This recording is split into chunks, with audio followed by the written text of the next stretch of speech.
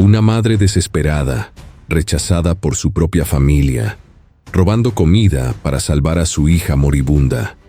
Pero cuando un apache misterioso la descubrió, lo que hizo cambió su destino para siempre.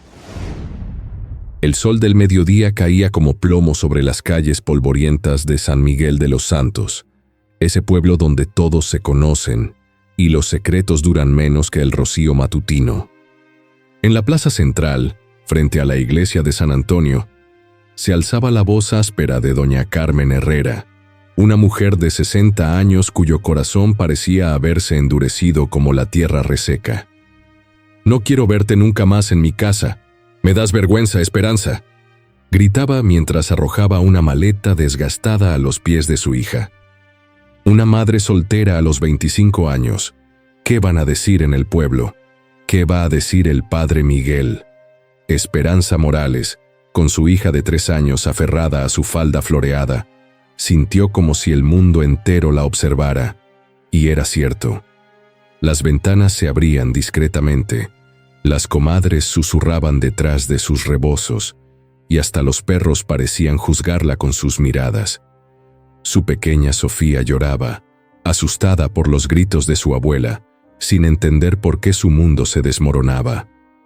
«Mamá, por favor», suplicó Esperanza con la voz quebrada. «Es tu nieta, somos familia».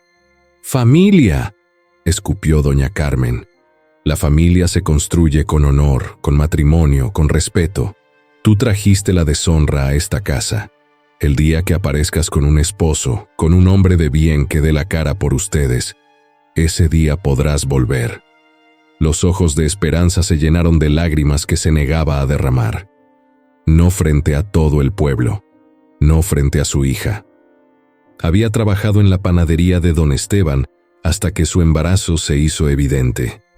Y él, presionado por su esposa, la despidió para evitar el mal ejemplo. Había intentado vender tamales en la plaza, pero las señoras decentes del pueblo dejaron de comprarle cuando supieron su situación.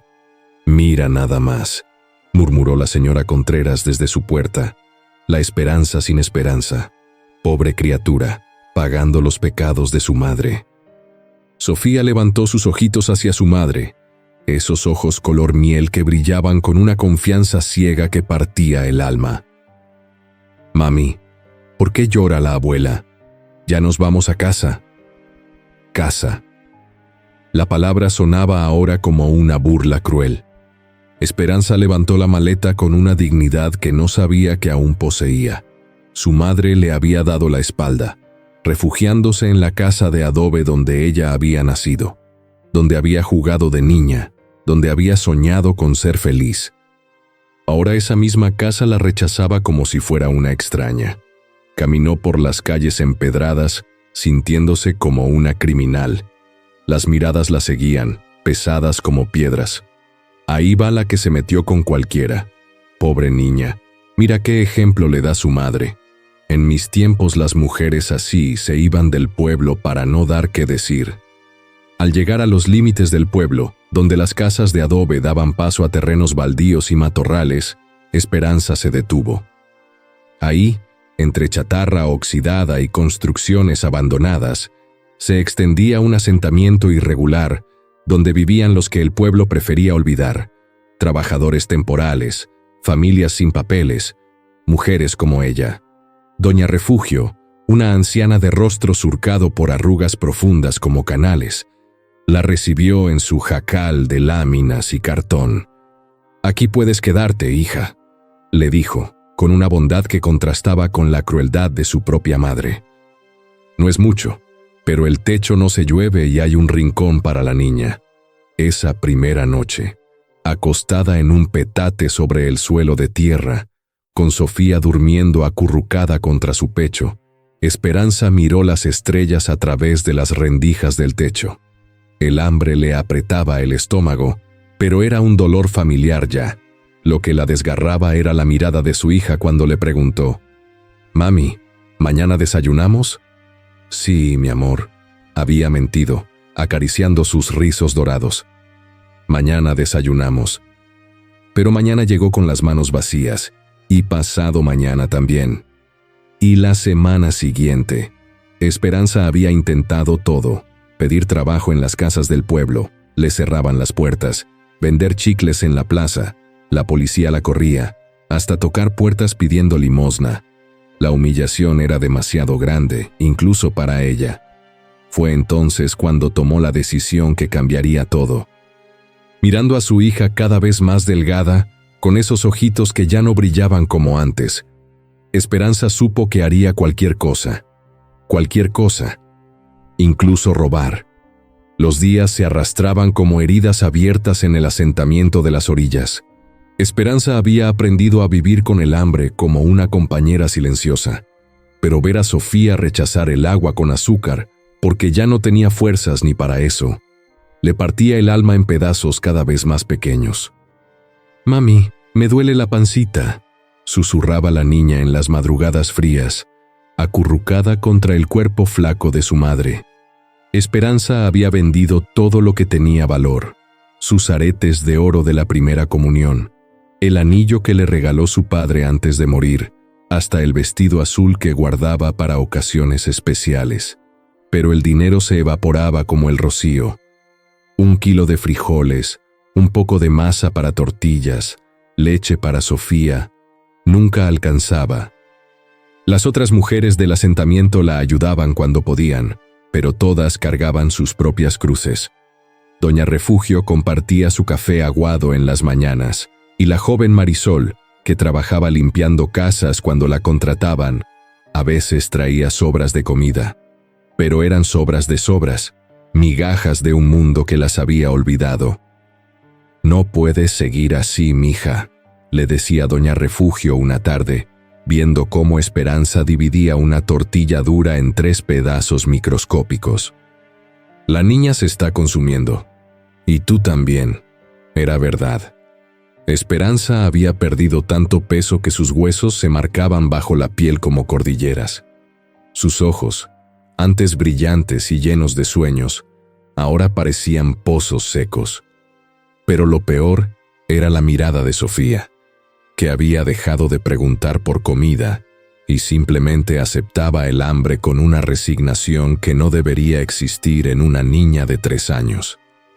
Una mañana, mientras caminaba por las calles del pueblo buscando algún trabajo temporal, Esperanza se detuvo frente al escaparate de la panadería de don Esteban. El aroma a pan dulce la golpeó como una bofetada cruel.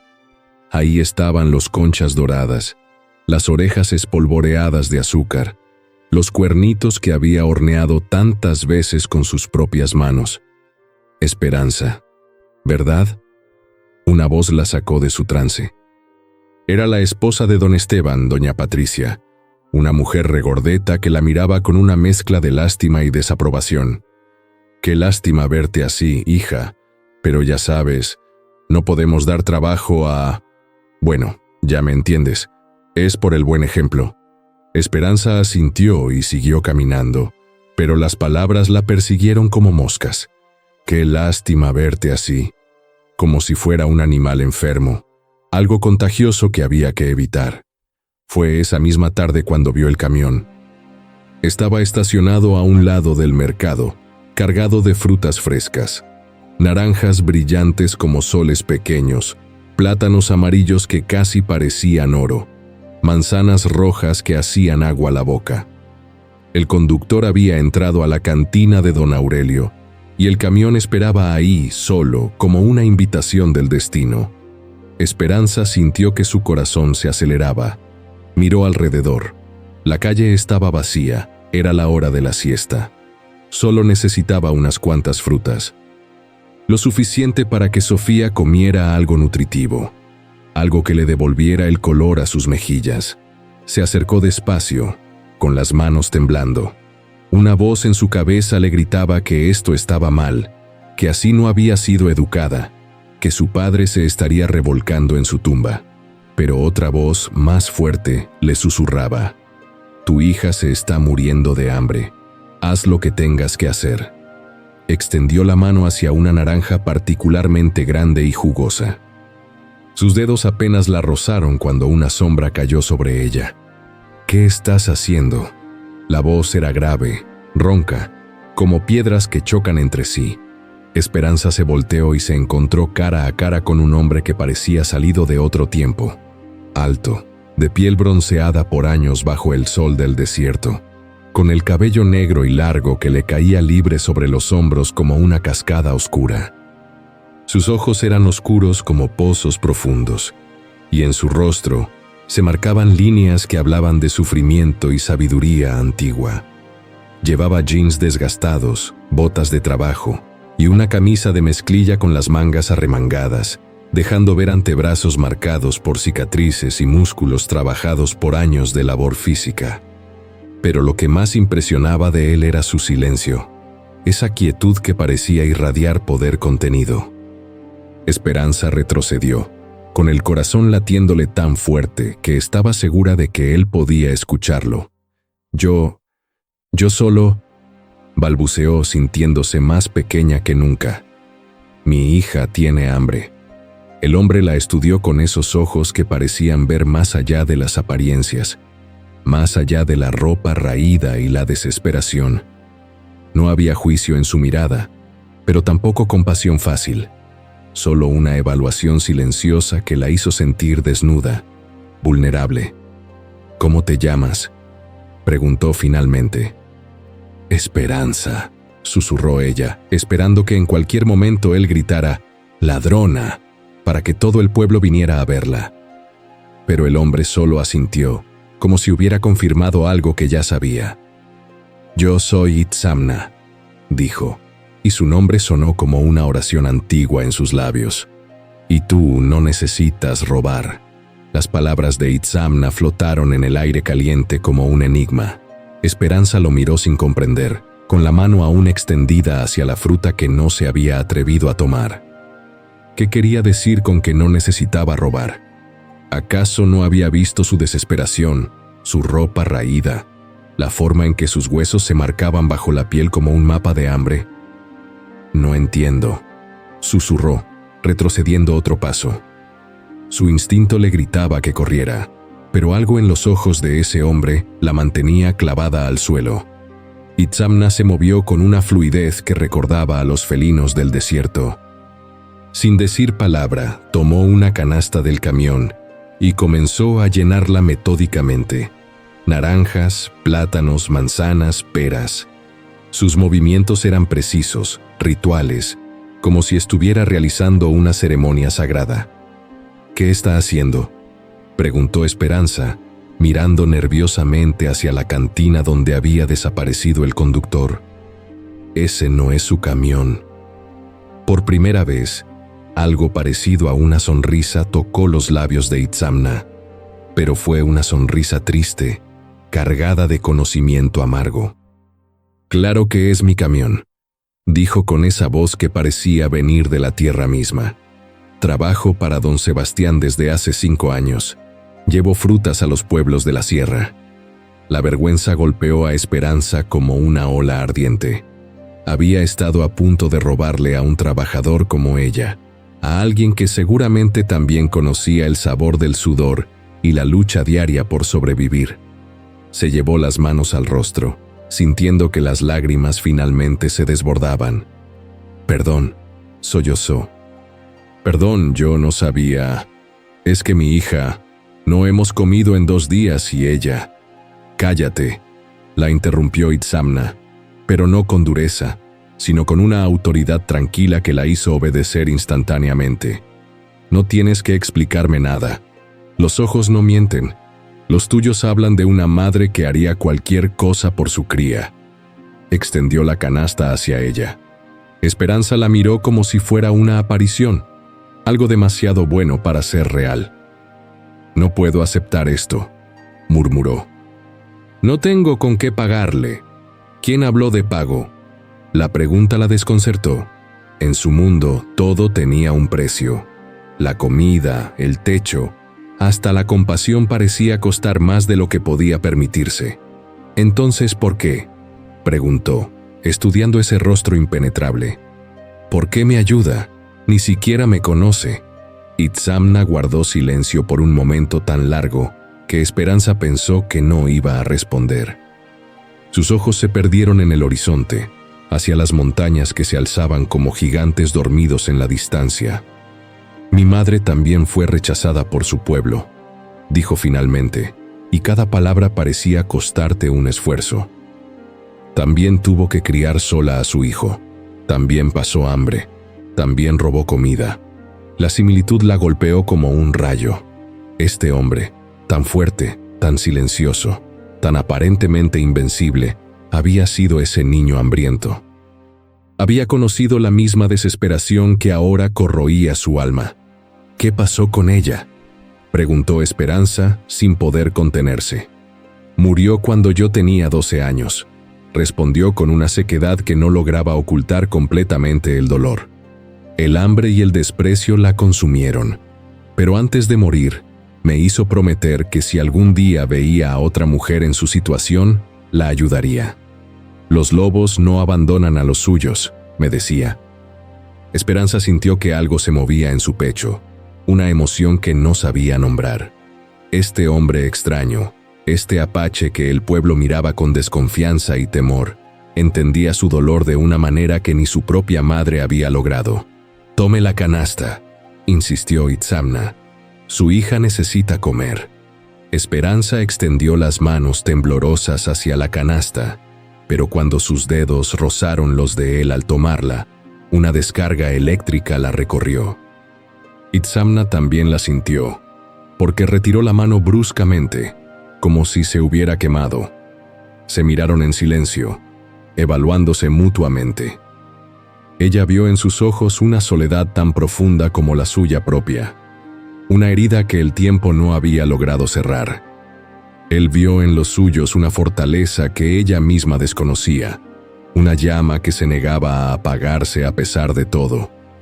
«¿Dónde vive?», preguntó él, rompiendo el hechizo. «En el asentamiento, al final del pueblo», respondió ella, aún sintiendo el eco de ese contacto. «En el jacal de Doña Refugio». Itzamna asintió, como si hubiera esperado esa respuesta. «Mañana volveré por aquí», dijo. «Si necesita más comida, estará aquí. Mismo lugar, misma hora». «¿Por qué hace esto?», insistió Esperanza. «En serio, ¿por qué?». Itzamna se dirigió hacia la cabina del camión, pero antes de subir se volvió hacia ella. Por un momento su máscara de impasibilidad se resquebrajó, y ella pudo ver al niño herido que había sido, al hombre solitario que era ahora. «Porque todos merecemos una segunda oportunidad», dijo, «porque su hija no tiene que pagar por los pecados que otros inventaron, y porque…». Se detuvo como si fuera a decir algo más, pero finalmente movió la cabeza. «Váyase, su niña la está esperando». Esperanza caminó hacia el asentamiento con la canasta apretada contra el pecho, sintiendo su peso como una bendición. Pero más pesado que la fruta era el recuerdo de esos ojos oscuros, de esa voz que hablaba de promesas hechas a madres moribundas, de esas manos curtidas que habían tocado las suyas con una ternura inesperada. Cuando llegó al jacal, Sofía corrió hacia ella con los pocos ánimos que le quedaban. «Mami, ¿qué trajiste?». «Comida, mi amor», susurró Esperanza, sacando una naranja y pelándola con dedos que aún temblaban. «Un ángel nos trajo comida», pero mientras veía a su hija morder la fruta con una desesperación que partía el alma, Esperanza sabía que Itzamna no era un ángel. Era algo más complejo, más humano, más peligroso. Era un hombre que entendía su dolor porque había vivido el suyo propio. Y eso, de alguna manera, era más aterrador y más consolador que cualquier milagro. Esa noche, por primera vez en semanas, Sofía durmió con la pancita llena. Pero Esperanza permaneció despierta, mirando las estrellas y preguntándose qué había visto Itzamna en ella, que ni ella misma sabía que poseía. Los días siguientes establecieron un ritual silencioso que tranquilizaba el alma herida de Esperanza. Cada tarde, cuando el sol comenzaba su descenso hacia las montañas, ahí estaba Itzamna con su camión cargado de frutas y verduras. No hablaban mucho. Él simplemente llenaba una canasta y se la entregaba, como si fuera la cosa más natural del mundo. Pero fue el cuarto día cuando todo cambió. Esperanza llegó al lugar de encuentro con Sofía de la mano. La niña había recuperado algo de color en sus mejillas, pero esa mañana había amanecido con fiebre y una tos que la preocupaba profundamente. «Mi niña está enferma», le dijo a Itzamna, sin poder ocultar la angustia en su voz. «Tiene calentura y no para de toser». «No tengo dinero para llevarla al doctor». Itzamna se acercó a la pequeña y se agachó hasta quedar a su altura. Sofía, normalmente tímida con los extraños, lo miró con esos ojos color miel llenos de curiosidad. «Hola, pequeña águila», le dijo con una dulzura que Esperanza no sabía que poseía. «¿Me dejas que te revise?». Para sorpresa de su madre, Sofía asintió. Itzamna puso su mano grande y callosa en la frente de la niña. Luego la escuchó respirar acercando el oído a su pecho. Sus movimientos eran seguros, conocedores. «Es solo un resfriado», diagnosticó tranquilizando a Esperanza. «Pero hay que tratarlo antes de que empeore». «¿Usted sabe de medicina?», preguntó Esperanza asombrada. «Mi abuela era curandera», explicó, dirigiéndose hacia la parte trasera del camión. «Me enseñó lo que sabía antes de partir al mundo de los espíritus». De una caja de madera sacó varios frascos con hierbas secas. Sus manos se movían con la precisión de alguien que había hecho esto 1000 veces. Gordolobo para la tos, flores de bugambilia para la fiebre y miel de abeja para endulzar, murmuró, mientras medía cantidades exactas, 3 veces al día, hasta que la tos desaparezca. Esperanza observaba fascinada cómo preparaba el remedio. Había algo casi sagrado en la forma en que trataba las plantas, como si cada hoja fuera un regalo de la tierra. «¿Por qué sabe hacer todo esto?», preguntó, sin poder contenerse. Itzamna la miró por un momento, evaluando cuánto estaba dispuesto a revelar. «Cuando eres rechazado por la sociedad», dijo finalmente, «tienes que aprender a vivir con lo que la madre tierra te da.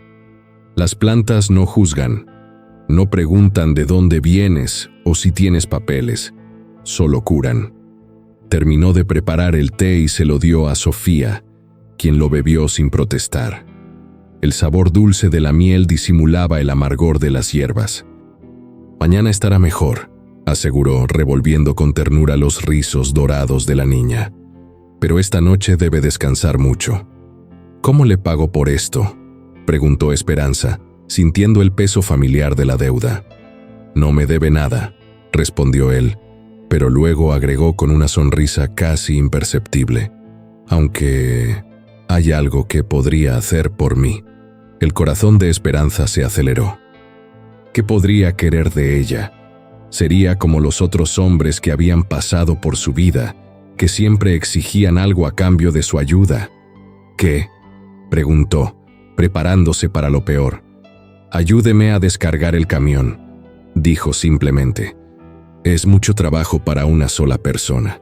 La petición era tan inocente, tan práctica, que Esperanza sintió vergüenza por haber pensado mal. Juntos comenzaron a mover las cajas de frutas y verduras, trabajando en un silencio cómodo, que se sentía más íntimo que cualquier conversación.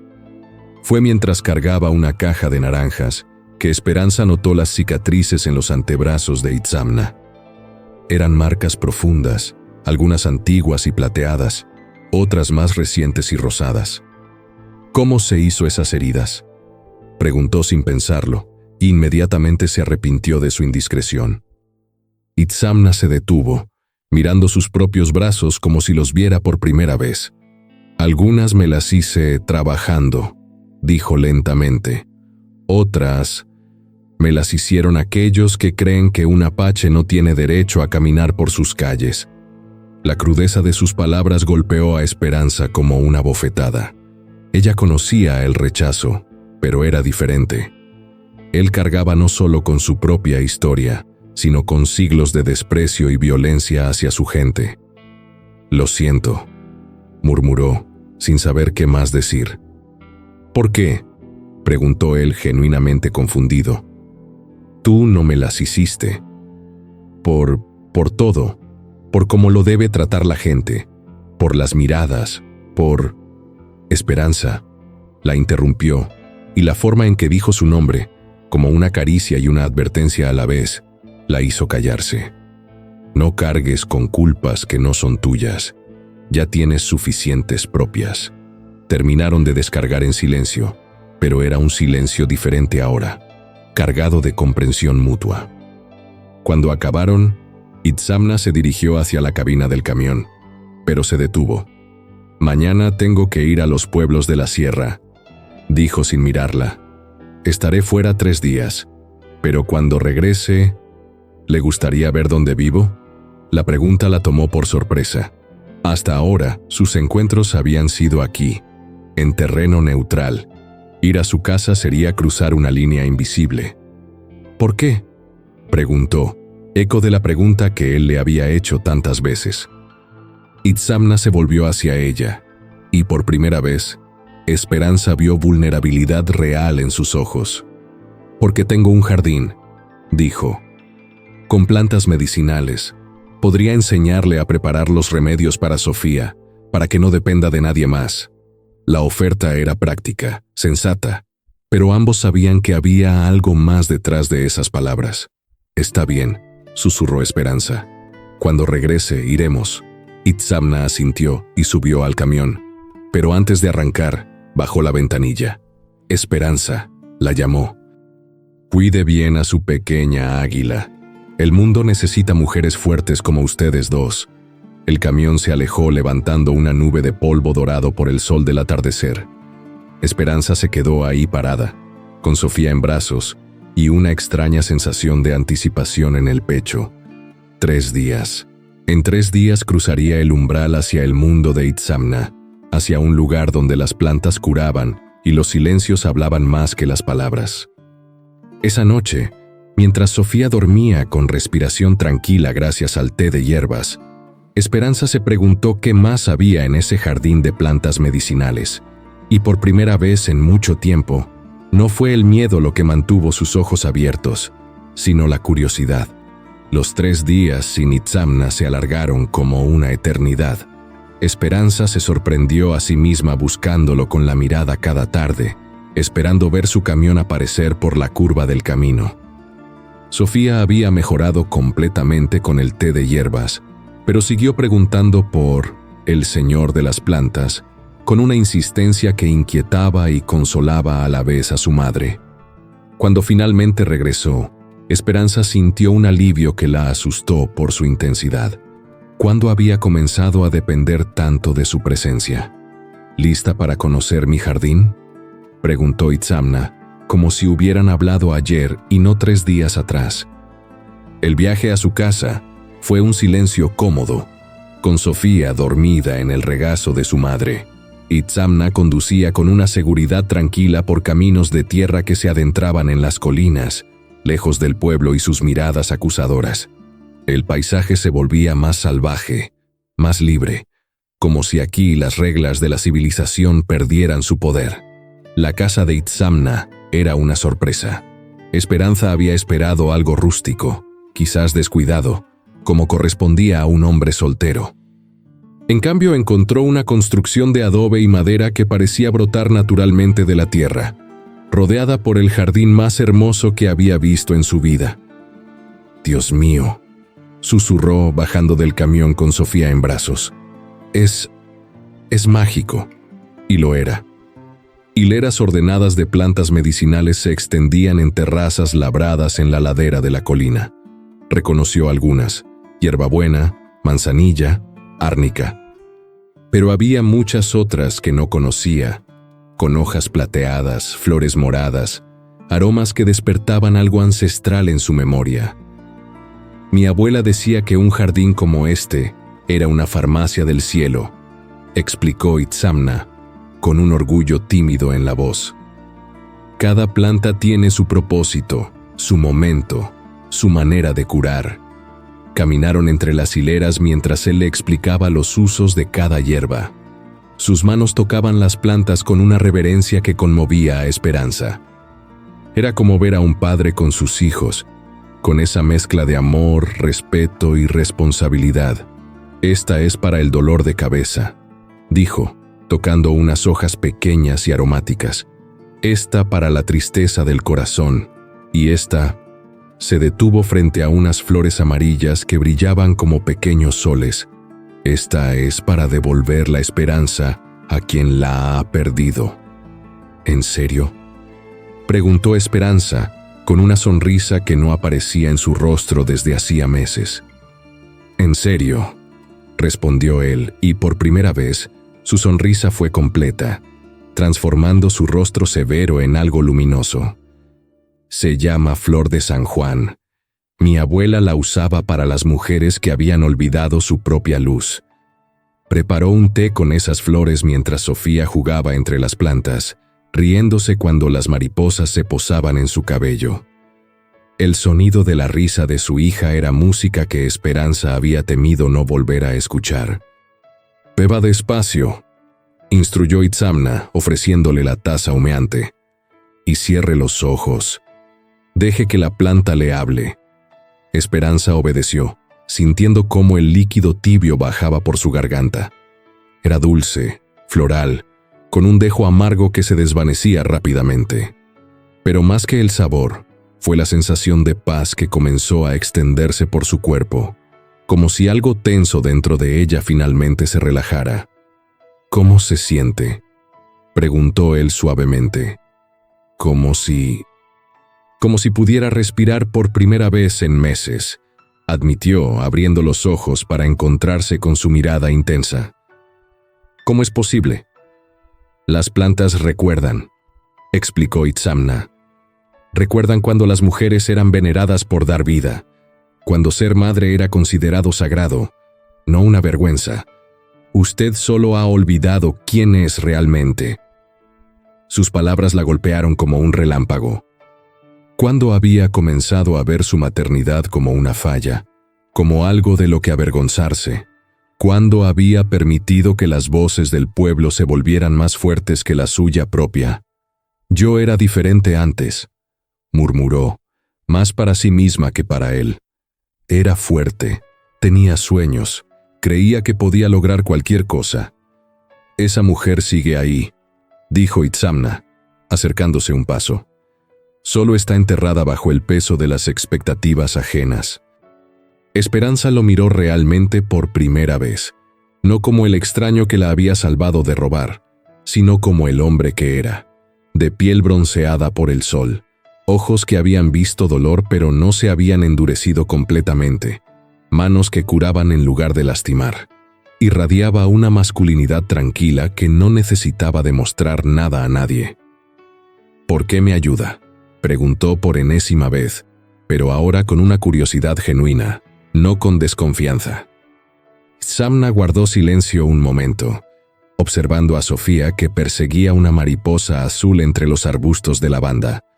«Porque cuando la vi tratando de tomar esa fruta», dijo finalmente, «vi a mi madre.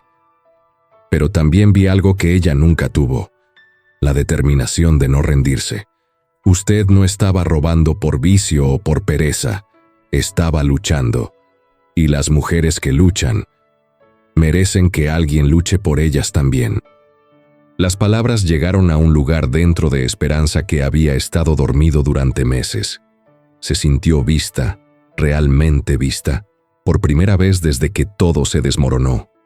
«No sé cómo ser esa mujer otra vez», confesó, con lágrimas que no eran de tristeza sino de algo parecido al alivio. «No tiene que ser la misma», respondió Itzamna. «Puede ser mejor, más fuerte, más sabia. El dolor, cuando no nos mata, nos enseña». Esa tarde, mientras aprendía a preparar tinturas y aceites, mientras Sofía dormía la siesta en una hamaca bajo los árboles frutales, Esperanza sintió algo que había creído perdido para siempre, la sensación de que el futuro podía ser diferente del pasado. Cuando se preparaban para partir, Itzamna le entregó una bolsa llena de hierbas secas. «Para que prepare sus propios remedios», explicó. «Y para que recuerde que tiene todo lo necesario para sanar». no solo a su hija, también a usted misma. En el camino de regreso, con Sofía cantando bajito en sus brazos y el aroma de las hierbas llenando la cabina del camión, Esperanza se dio cuenta de que algo fundamental había cambiado.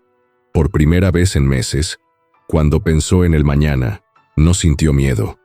Sintió curiosidad, sintió posibilidad, sintió nuevamente esperanza.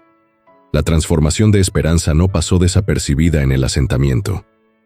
Después de 2 semanas visitando regularmente el jardín de Itzamna, había recuperado peso, color en las mejillas y algo más precioso aún, la luz en los ojos. Sofía florecía también, correteando entre los jacales con una energía que contagiaba alegría a las otras familias. Pero fue precisamente esa felicidad la que atrajo la atención equivocada. Esperanza Morales. La voz de doña Carmen cortó el aire matutino como un cuchillo. Necesito hablar contigo. Su madre estaba parada en la entrada del asentamiento, vestida de negro riguroso, acompañada por el padre Miguel y 2 mujeres del pueblo que Esperanza reconoció como las más chismosas de San Miguel, doña Remedios y la señora Vázquez. El corazón de Esperanza se aceleró, pero esta vez no por miedo, sino por una indignación que la sorprendió a sí misma. «Buenos días, mamá», dijo con una calma que no sentía. «¿A qué debo el honor?» «No te hagas la digna conmigo», espetó doña Carmen. «Sabemos lo que estás haciendo. Sabemos con quién andas». El padre Miguel, un hombre flaco y nervioso que siempre parecía estar juzgando a alguien, se aclaró la garganta.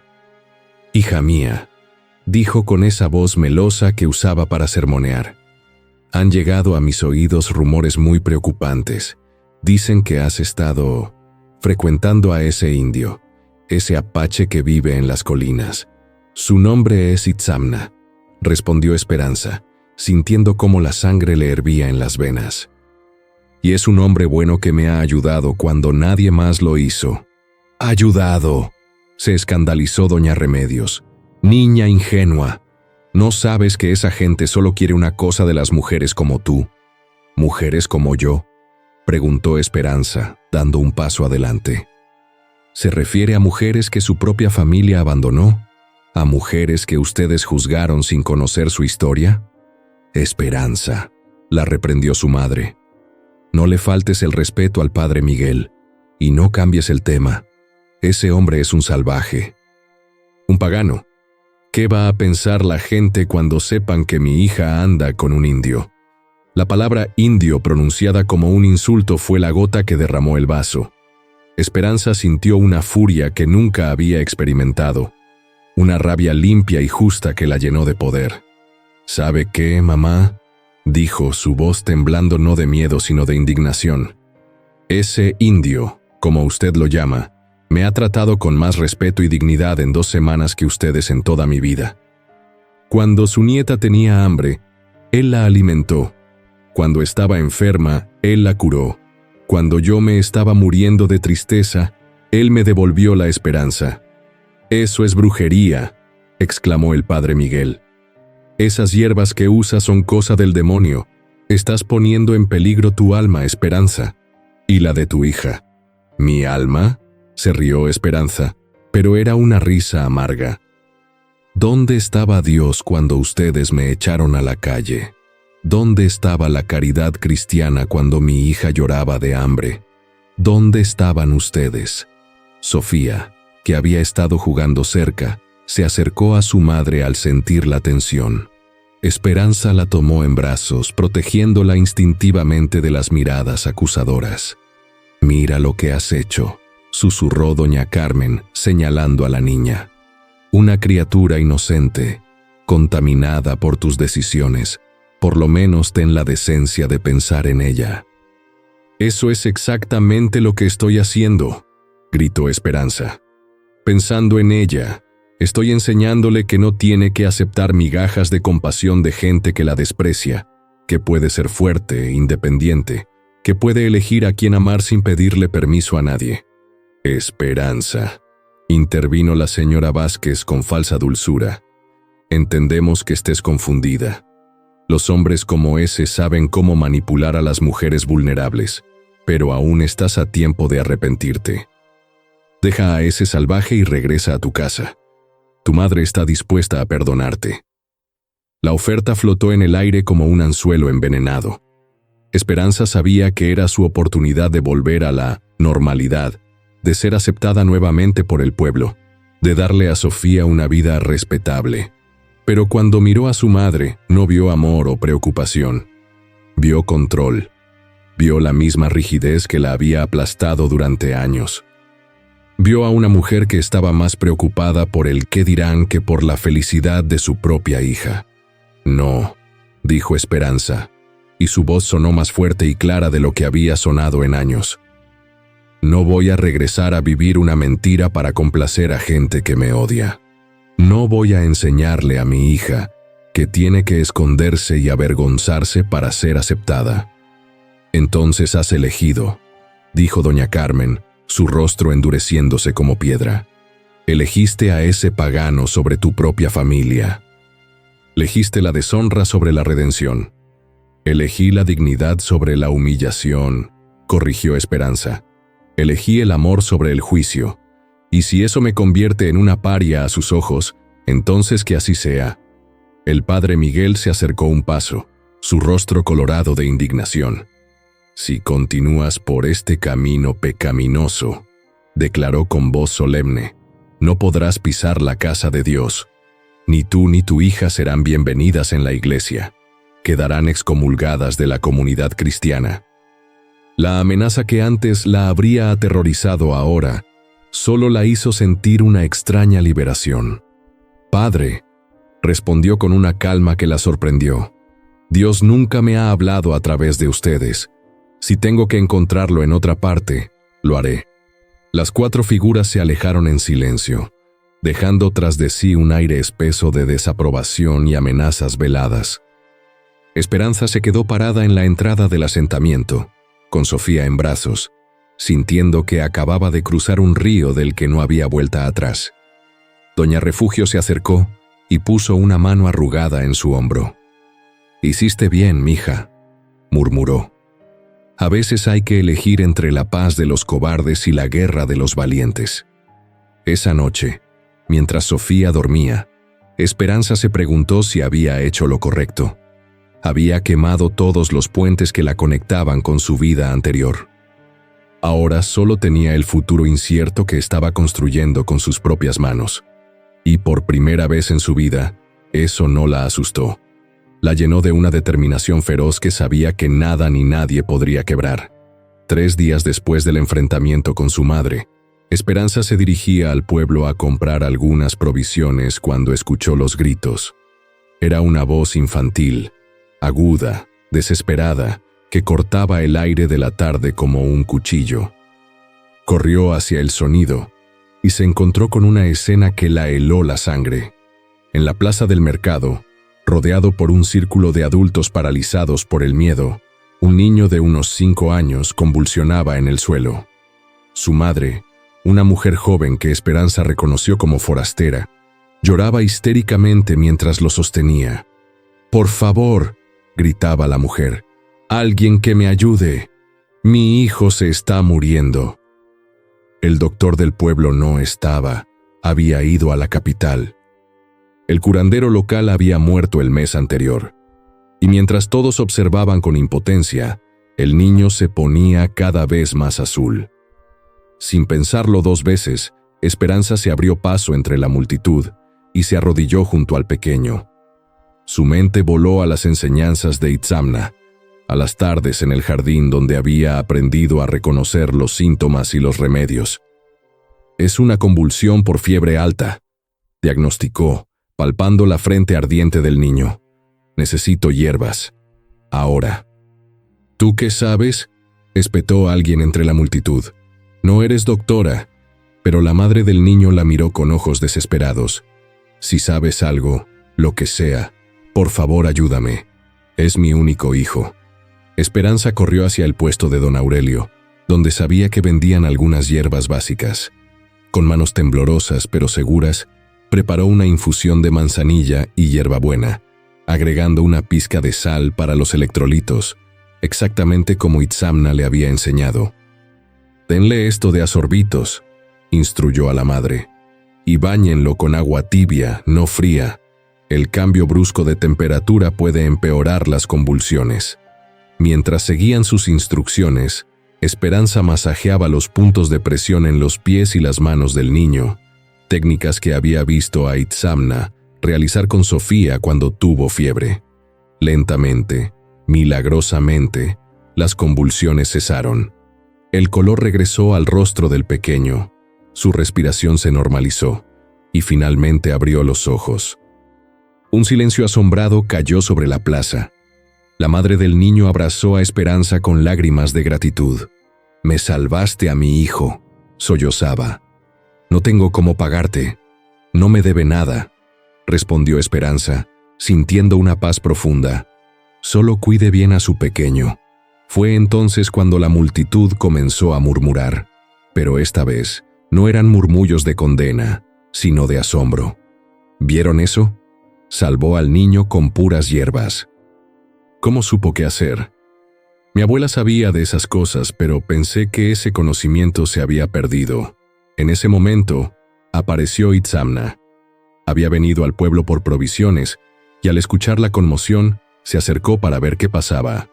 Cuando vio a Esperanza arrodillada junto al niño recuperado, sus ojos se llenaron de un orgullo tan intenso que la emocionó hasta los huesos. «Lo hiciste perfecto», le susurró, ayudándola a levantarse. «Tu abuela curandera estaría orgullosa». Era entonces cuando doña Carmen apareció, abriéndose paso entre la gente con el rostro colorado de furia. «¡Tú!», señaló a Esperanza con dedo acusador. «¿Qué clase de brujería es esta? ¿Qué le hiciste a ese pobre niño?».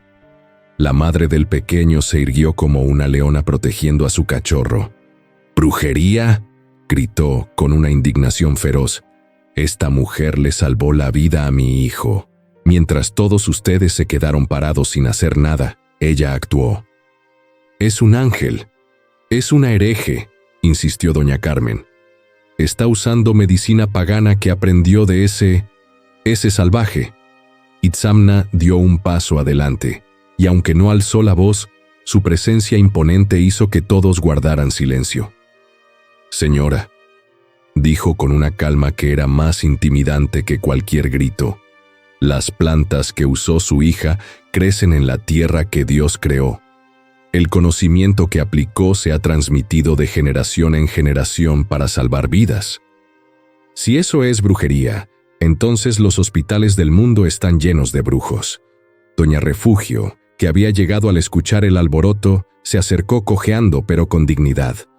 «Carmen Herrera», dijo con voz firme, «tu hija acaba de salvar una vida. En lugar de avergonzarla, deberías estar orgullosa. En lugar de juzgar a este hombre por el color de su piel, deberías agradecerle por enseñarle a tu hija a ser útil al mundo». Un murmullo de aprobación se extendió entre la multitud. Esperanza sintió algo que nunca había experimentado: el apoyo de la comunidad. La joven madre del niño salvado se dirigió a la multitud con voz clara y fuerte. «Esta mujer», dijo, tomando la mano de Esperanza, «me devolvió a mi hijo. No me importa lo que digan de ella o de con quién ande. Para mí es una heroína». Otros comenzaron a hablar. «Yo la he visto en el asentamiento. Siempre ayuda a quien puede. Su niña es bien educada y cariñosa. Si sabe curar, ¿por qué no la respetamos en lugar de criticarla?». Doña Carmen miró alrededor, dándose cuenta de que había perdido el control de la narrativa. Su hija ya no era la paria del pueblo, era la mujer que salvaba vidas. «Esperanza», dijo finalmente con voz quebrada, Yo solo quería protegerte». «Mamá», respondió Esperanza con una tristeza profunda pero sin amargura. «No se protege a alguien quitándole su dignidad. No se ama a alguien tratando de controlar su vida». Se volvió hacia Itzamna, que la observaba con una mezcla de amor y admiración que la hizo sentir más bella y poderosa de lo que jamás se había sentido. «¿Lista para irnos a casa?», preguntó él, y la palabra casa sonó como una promesa. Sí, respondió Esperanza tomando la mano de Sofía con una y extendiendo la otra hacia Itzamna. Vamos a casa. Mientras caminaban juntos hacia el camión, Esperanza se dio cuenta de que había encontrado algo más valioso que la aceptación del pueblo. Había encontrado su propósito, su fuerza, y un amor que no exigía que cambiara para ser merecido. Detrás de ellos, la plaza del mercado seguía bullendo con conversaciones sobre la mujer que había desafiado las convenciones para salvar una vida, y el apache que la había enseñado a sanar. Y por primera vez en la historia del pueblo, esas conversaciones no estaban llenas de juicio, sino de respeto. La redención había llegado no a través de la sumisión, sino a través del coraje de ser quien realmente era.